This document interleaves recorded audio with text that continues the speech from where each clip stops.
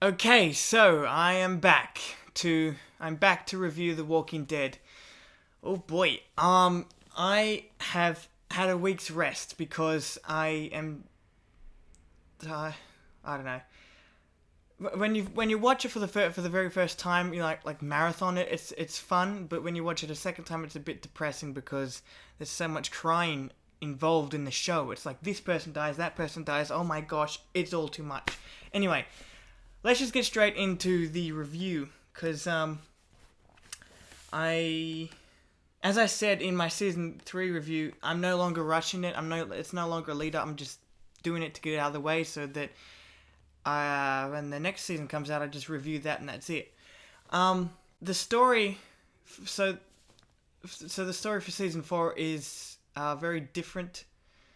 Well, I guess that The Walking Dead has found what's good. The show the producers and the people that make the show have found what the fans like. They like they like seeing the characters survive, and that's essentially what's going on in this season. Like half of the season is them at the prison. Life is great, and then life just steadily gets more shit, and they lose the prison to this big fight. And then it's just they're all split up on the road and surviving. That's essentially the story of it. But I like the I guess I like the survival of it more because it is an apocalypse, and in any apocalypse, it's gonna be tough to survive. Okay, it's not gonna be flowers and daisies like it was at the prison. So, I guess it was more intriguing. There were a few episodes though that dragged for me that were a bit like, okay, let's pick up the pace. Let's make it more interesting. It did pick up the pace, but I find it more interesting watching them trying to survive, because that's essentially what the show is meant to be. Okay, it's not meant to be like if you're just watching them having a nice life at wherever they live, it just becomes like not an apocalypse. It becomes like everyday life. It's like we're watching people live out the stuff that people live out in the real world. It's like we want to see something more dramatic and drastic, and that's what we get. Anyway, that was a really in-depth um, synopsis of the story. But anyway, I have a lot of thoughts. Some of them are a bit weird. I don't, like the first thought that I actually wrote down on in my notes was that the council, holy shit, Daryl, Glenn, Carol, Sasha, and Herschel, those are like all my favorite characters. Not Sasha, but the rest are. I swear I thought Michonne was on it, or maybe that was just the governor that thought that.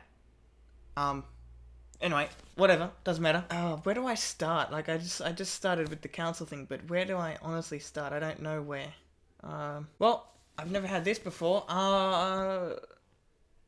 Who cares? I'll just start with my thoughts. Okay. I found a plot hole, right? Okay, so we all know that we all should know this by now that The Walking Dead, in the world of The Walking Dead, zombies have never existed, right? Okay, they're in the pop culture. Okay, so before the whole apocalypse with all these walkers and stuff, before that ever happened, humanity of course had a pop culture, but in that pop culture, it was more than likely just sci-fi aliens and whatever, but they never had zombies in that pop culture. We've been told that by the writers and the producers of the show. So, what the hell is this? So now, every time one of the writers or producers says that zombies did not exist, that, like, the problem is that they call them walkers, right? And everyone says, why don't you just call them zombies? Why does it have to be walkers? Can't you just... Because, well, one, they want to call it... The writers want to say walkers because they want to be different. The reality is they're zombies, okay? That's what they are. So now every time they say that we can't call them zombies because zombies did not exist in the pop culture of The Walking Dead, in that world, we can throw this at them. There's one, a cardboard cutout. Very quickly. Daryl and Beth, just kiss. Just kiss. Just do it. Like, can I also add to that whole just kiss thing? The show starts off with, the season, starts off with Beth in a relationship with this plump guy that no one really cares about. He dies, and then when Daryl comes to tell her that he's dead, she has no emotion. It's like they say that, you know, that, like, she says in the scene that we can't cry, we're not allowed to cry because I'm just over crying, I just don't cry anymore. Great. Well, I really wasn't gonna cry for the guy. I mean, I didn't really care.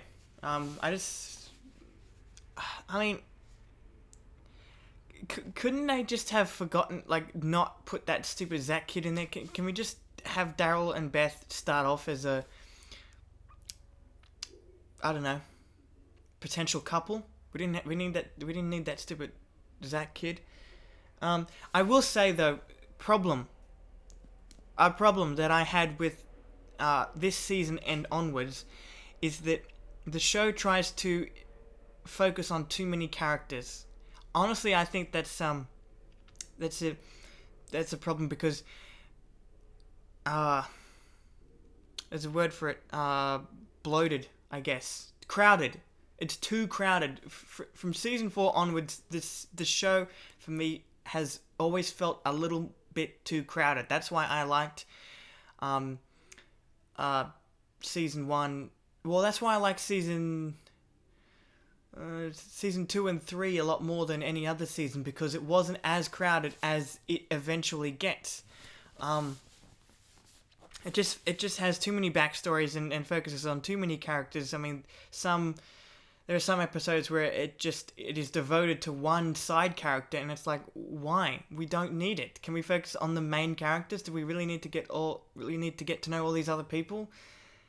As fun as they are, they're fun as side characters, not as main characters. Can we just get that through to the writers? I don't know. One thing I actually do love is that we all know in season 3, Laurie dies, and a whole bunch of shit happened, and it kind of left Rick a bit mentally unstable. I guess you could say mentally unstable, but more like there's a sort of monster inside him. A monster that knows how to survive in this harsh world, but for some reason he wants to get back to the way it was, encouraged by Herschel, and Herschel encourages him to get back to the way things were by farming.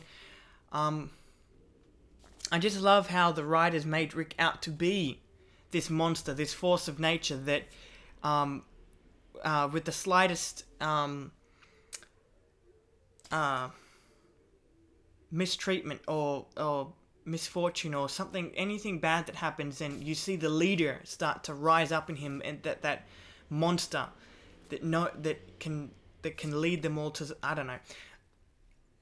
Best example of it that I can use for you is the scene with Tyrese. Tyrese lost his lover, and Tyrese kind of turns out to be like Rick, someone who's angry of the loss of his loved ones, and then they sort of transition from Tyrese from how Tyrese is feeling back onto Rick, and we kind of see Rick as this ticking time bomb that, as I said, if anything misfortunate happens, boom, he's back into the leader Rick-ish thing.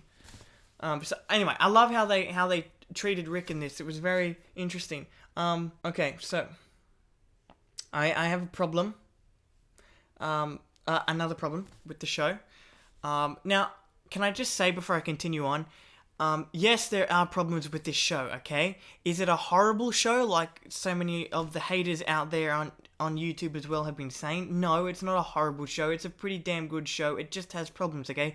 Everything has problems in the entertainment industry. Every TV show, every movie has problems. Doesn't mean you have to pick on it and say that it's one of the worst TV shows on TV at the moment. It's really not, okay? Compared to other TV shows, it's like, I don't know, Dark Knight quality compared to the other shittier shows like Arrow or whatever. Like, jeez. Anyway,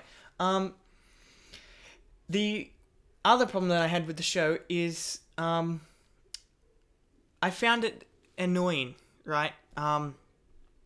That they brought back the governor in this, okay? The governor was a very pivotal character in season 3, okay? He was the main villain. And what I found annoying is that they had completely stretched out his story arc. They had completely overdone it. Like, it took way too long just for him to finally destroy the prison. Like, it took them 2 goes in the 3rd season, in the previous season, 2 goes to attack the prison and fail, okay? Finally, in season 4, it happens. It's like, season 3 could have been better than what it was if they had kept all of the governor's story arc in season 3 and left season 4 for something else, okay? Maybe Terminus could have been the main villain of season 4, okay? But no, they had to prolong it and I don't know, they it took too long just to see what we always wanted to see. It's just like, yeah, it was annoying. It's like they honestly didn't need to do that. That was lazy, okay? They didn't need to do that. I think that's what a lot of people's problems with The Walking Dead is, that sometimes they tend to take too long to get to what everyone's looking forward to, right? Okay? If they would just... That's the problem with this. I also found it interesting that Carol, because she turns out, this is her... When she rises up, man, she is a badass in this. Very harsh. Some things that I would never agree with, but, you know, you can't argue with the results of her actions. Anyway, I found it interesting that Carol was told to leave the group by Rick just before the governor rips their home away. As if Carol was the only thing that was ever gonna stop the governor. I mean, she's a badass. I feel like if she was there, they would have won. But it's just it feels like how they always depower Professor X in X-Men. Like, he's so powerful, they need to find a way to not make him so powerful.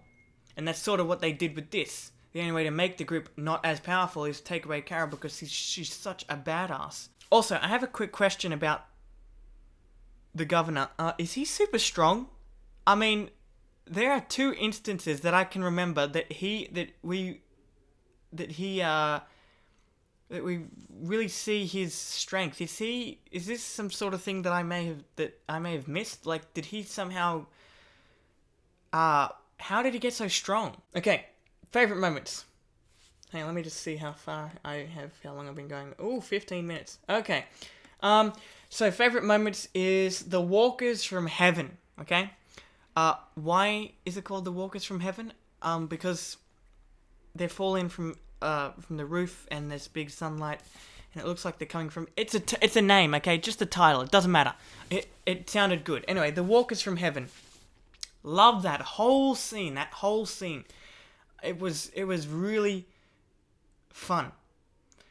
A good thing that I have to mention about the show is that it's when it can be fun, okay? There's a lot of times where it's just fun to watch, and they're the moments that I like to savor the most. And the Walkers from Heaven, as I said, is one of those moments. A lot of moments on here that actually made me choke up. The pig's sacrifice. Now, this is interesting because first time I watched season 4 and this scene, the pig sacrifice, I can't remember if I actually choked up or not, but this time I watched it, I did choke up. I actually cried because I have been obsessing over piglets lately. I don't know why. I just find piglets adorable. Might sound like a 15-year-old girl, but I just do. Okay, they're the cutest things. And it's like, but it's not the only reason why I choked up. The main reason is because there's a depth in this scene, right?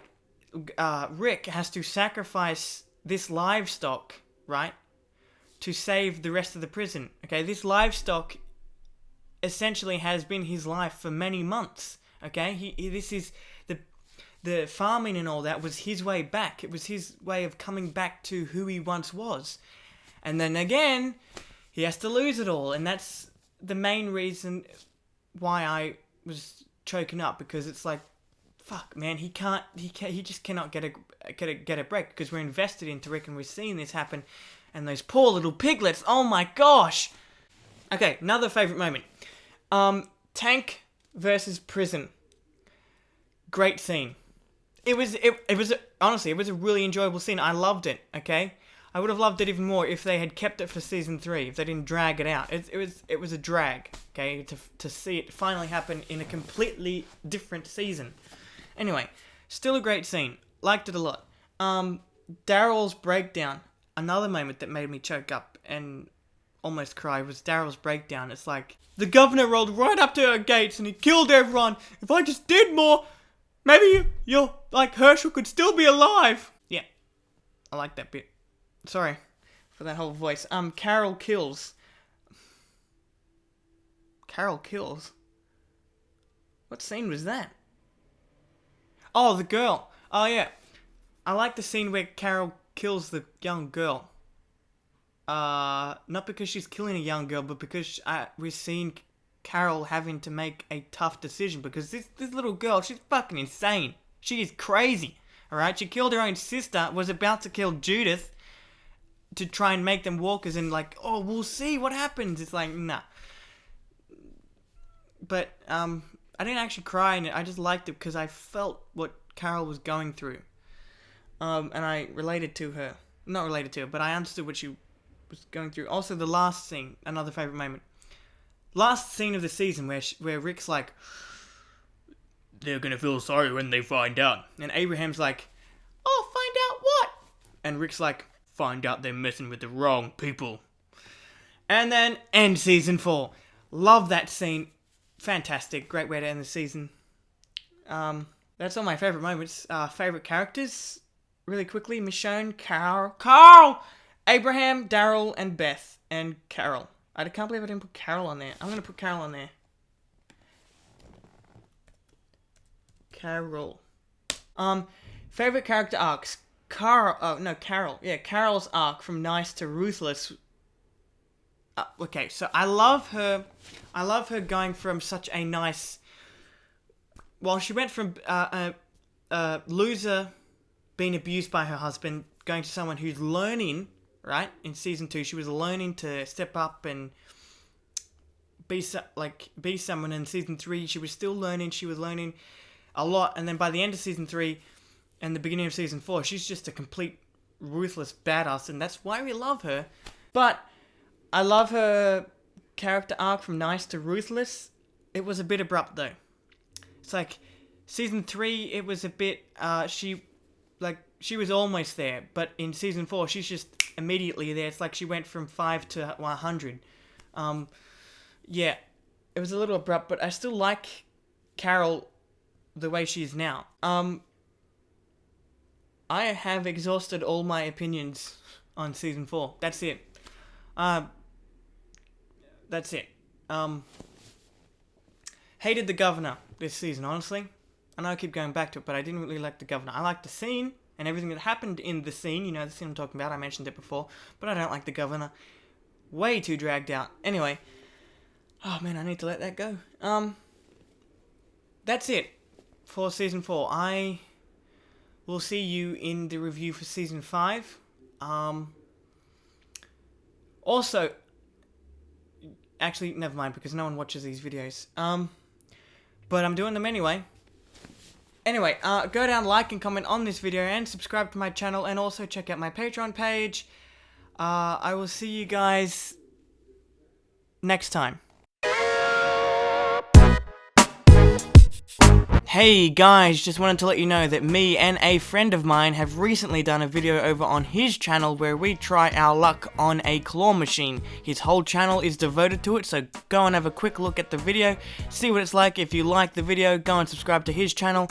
Go do that.